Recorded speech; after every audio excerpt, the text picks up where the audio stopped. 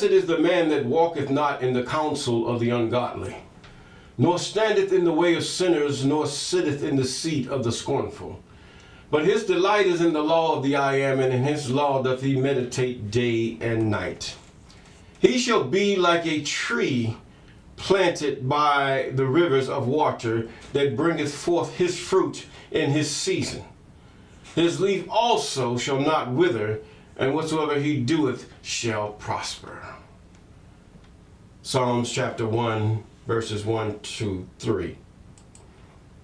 And we go on to the book of Oshe, aka Joshua. His father called his name Oshe. Moses, by speech impediment, called his name Oshua, not Joshua. The J wasn't there. But it reads in Joshua chapter 1 and verse 8, This book of the law shall not depart out of thy mouth, but thou shalt meditate therein day and night, that thou mayest observe to do according to all that is written therein, for then thou shalt make thy way prosperous, and then thou shalt have good success. Joshua chapter 1 and verse 8. All praises to the Most High. You know, we thank God for you, and also we thank God for those of you who have been with us since the beginning, and those of you that have been with us there and here's about, and we thank God for those of you who have just subscribed. Yes. We're not oblivious of you. They have allowed somebody to come through to subscribe, and we give God the glory. I don't know what I just pressed there, but either way, it's just cheering and everything. But either way, it's just showing our appreciation that the Most High have allowed you to even grace our airwaves. Yes. Now we're going to go over into the book of Leviticus chapter 11. The book of Leviticus chapter 11 as you prepare. Now we see God is doing a great thing. God is doing a great thing. You're going to have opposition. I'm thinking about Burkina Faso, and I'm thinking about the Sahel. I'm thinking about Niger and Mali, and I'm thinking about all the way down into Namibia and all those that would actually get to the point where we want to prosper. We want our people to prosper. We want our children to be free, to wonder in their minds, and to not just be held into a box of poverty where their minds cannot wander into possibilities in life. Just like the man Nikambusu and those also the men that have, I believe they're in Kenya, they invented a helmet that can go on a person that has lost the activity of their limbs, and they put a robotic arm on that limb, and that person can operate that robotic arm. It can be a leg too, with their very mind. Yes. I mean, they did not have any degree or that extensive training that many of these others have. It's to let you know when God gets ready to put something in your heart, just like he did with the temple. He put things in different men's hearts to accomplish a certain thing. God accomplished one thing to show you proud. He makes the base things. Yes, he says, by my spirit. Not by might, nor by power, nor by your wisdom, not by your whatever, your degree or whatever. By my spirit. That's what God does. By God, by his spirit. He puts these thoughts in men's hearts. He put them in their minds to do that which would better the human condition. And we thank God for that. All right, we're now down into the book of Leviticus. Oh, I just love it. I love how God is just showing all these proud people up because of their skin color, because of their, this college degrees and all this stuff they say they have. But you know, one guy told me a long time ago, he said, college degree means nothing. For a businessman, no. The businessman does business because of his wits. College degrees just help him run it better. You get somebody with a college degree, pay him a little money according to what he makes, and they make him more. It's good to have a college degree to know what you're doing, but it's better to have your own business, if that should be you. Not everybody's going to have a business. Everybody's going to have a college degree, but some of us can, that we might do good to those who are there to serve us in our efforts toward mankind, or to enrich others that have something to offer in our quest for our own riches. Yes. He says now, I believe we were in verse 19. We stopped at verse 19 in the book of Leviticus chapter 11 and verse 19. We're still in the dietary laws. He says, now all fowls that creep going upon all fours shall be an abomination unto you. Fowls that creep upon all fours shall be an abomination unto you. In other words, if it flies and got 4 legs, no, don't eat it. God said, please don't eat that. These ye may eat of every flying, creeping thing that goeth upon all four, which have legs above their feet, to leap withal. He's talking about hopping. They fly and they hop. Okay? Now he says, even these of them ye may eat, the locust after his kind. Now see, they would have you to think that locusts were nasty, and then they tell you in the New Testament, however true that is, John, he had ate locusts and wild honey. Yeah, it might be true, but many times in the New Testament, it's a made-up story, or it's stretched a little bit too far. Now, these ye may eat, he says, which have legs above their feet, to leap upon with all the earth. Even these of them you may eat, the locust. In other words, you got locusts eating up all your crops. Start taking a net and capturing the locusts and have a feast, is what he's saying. But you have to know how to prepare. People have already eaten these things. There's no sin of eating this type of insect before the Most High. Now, because he only eats plants. He doesn't eat other bugs. He doesn't eat you. He might land on you if it feels funny, but the locust eat nothing else. That's it. He said, and the ball locust after his kind, and the beetle. All these eat nothing but plants. They have no other thing to do but just eat plants, and they're gone. And beetles, yes, you've seen in the movie Tomb Raider, where the men were eating big beetles and they were scooping the stuff out, and it was very good. These things are not against the commandments of the Most High. He says you can eat these things. Apparently they're very good for you, as they would put it, full of protein. Yes, I wouldn't know how to eat it, but if I had to, I would try. I'd have to be blindfolded. Somebody tell me it's something else, because my mindset is that these are nasty. My mindset, the way I've been programmed, is telling me don't eat this. Ugh, look at that thing, But he said a beetle and the locust, that means the grasshopper, the big locust, whatever is locust after his kind, God said it's not forbidden for us to eat. It's what he's saying, those who would follow after the way and the law of Moses. Now therefore he says, but all other flying, creeping things which have 4 feet shall be an abomination unto you. Now you have things with 4 feet that fly, other bugs and everything that fly. You have bees, you have all these other things that fly, and you say, well, you can't. He said, don't eat these things. Don't try it. This is what he means. He says, but all other flying, creeping things that which have 4 feet shall be an abomination unto you. And for these ye shall be unclean, whosoever touches. Now he says that first before he says his point before he brings about his example. He says, for these ye shall be unclean.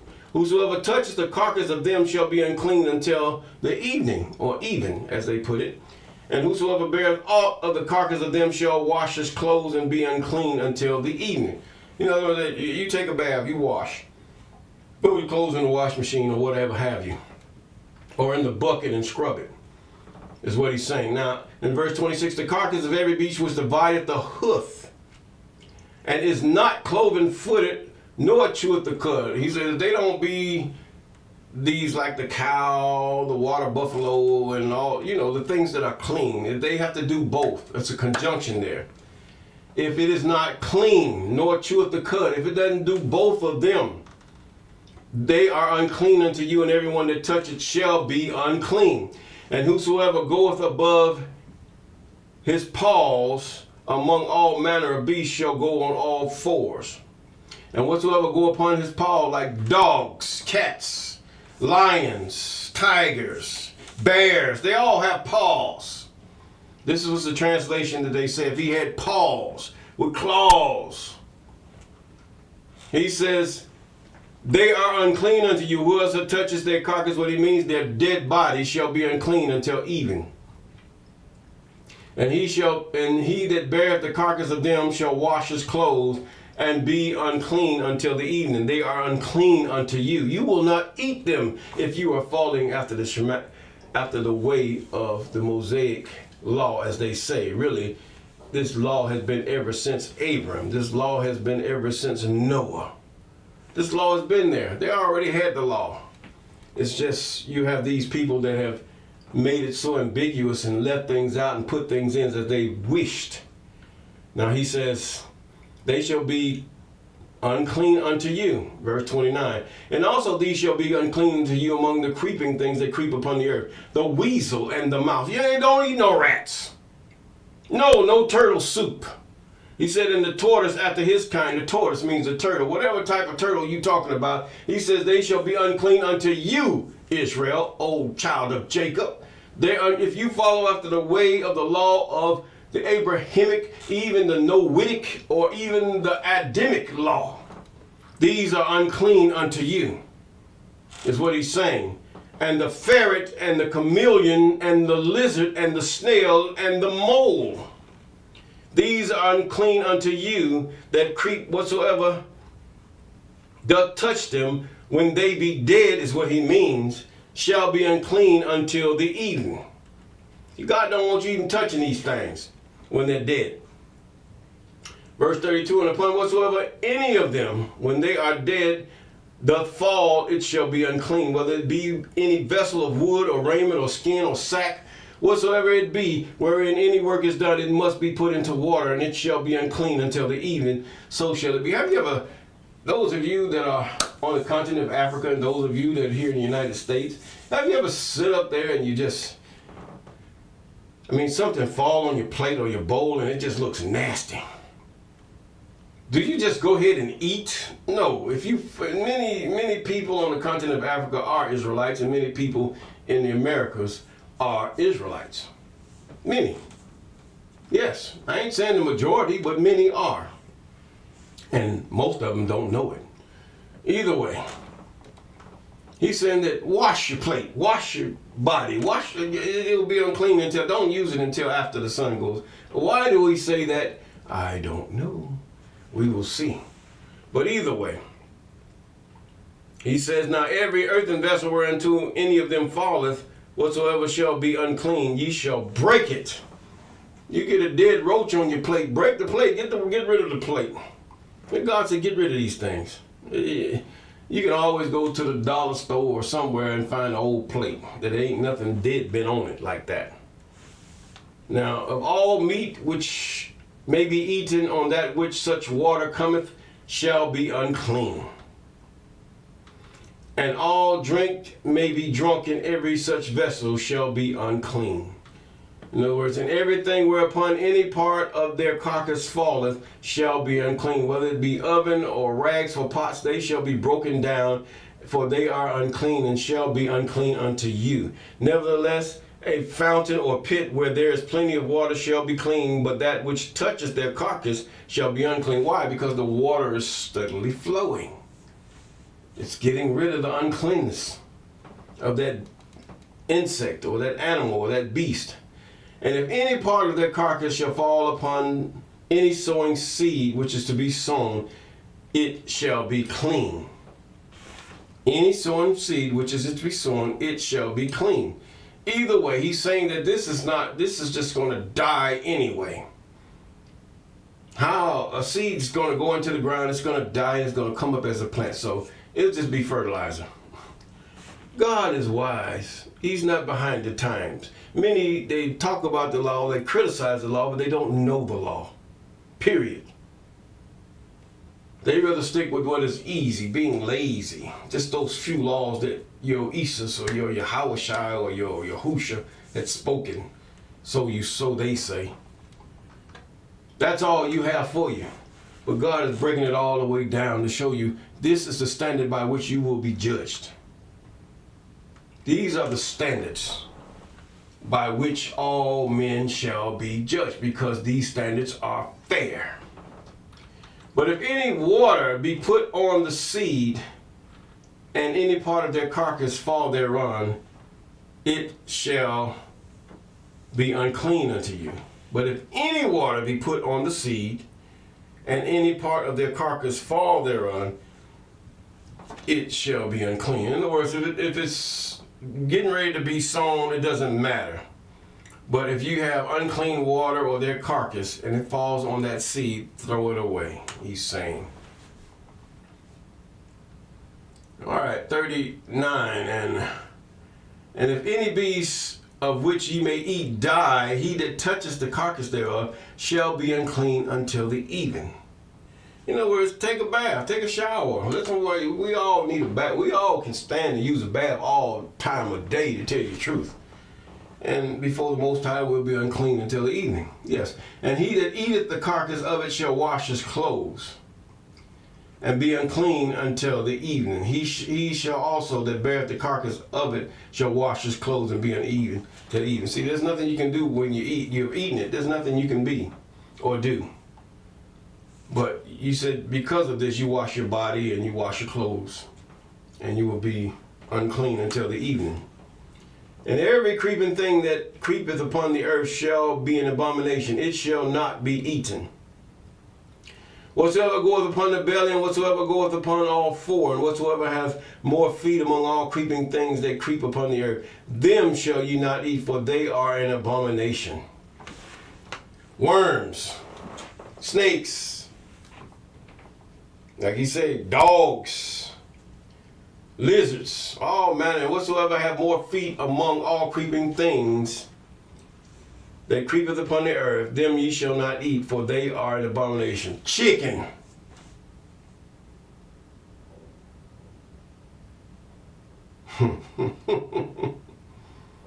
Whatsoever go upon the belly, and whatsoever goeth upon all four. Okay, let's continue. Ye shall not make yourself abominable with any creeping thing that creepeth. Ye shall make yourself, neither shall ye make yourself unclean with them, that ye should be defiled thereby. Unclean.